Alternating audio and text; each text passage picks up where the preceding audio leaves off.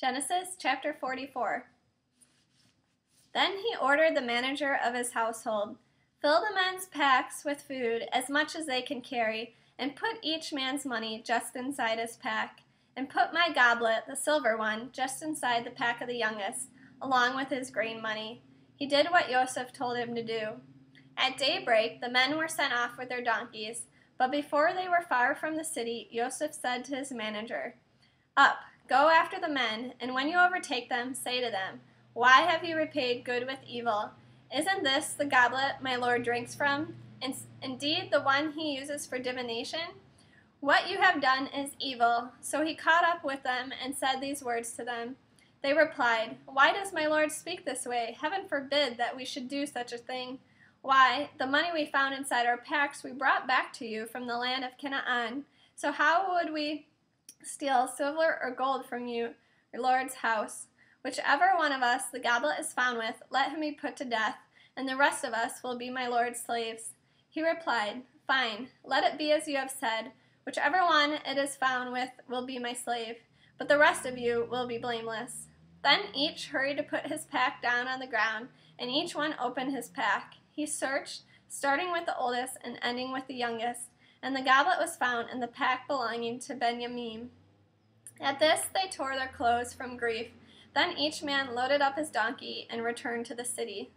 Yehudah and his brothers arrived at Joseph's house. He was still there, and they fell down before him on the ground. Joseph said to them, "How could you do such a thing? Don't you know that a man such as myself can learn the truth by divination?"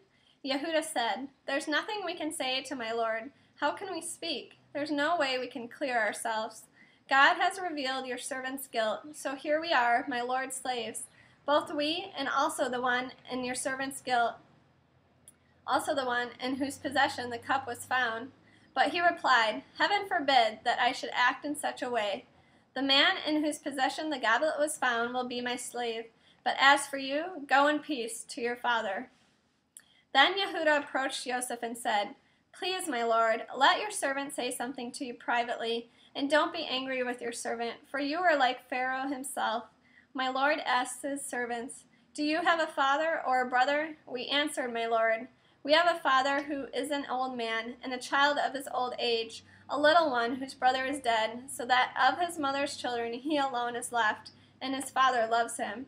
But you said to your servants, 'Bring him down to me, so that I can see him.' We answered, my lord, 'The boy can't leave his father. If he were to leave his father would die.'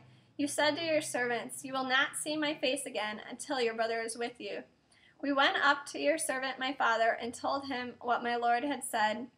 But when our father said, 'Go again and buy us some food,' we answered, 'We can't go down. Only if our youngest brother is with us will we go down, because we can't see the man's face unless our youngest brother is with us.'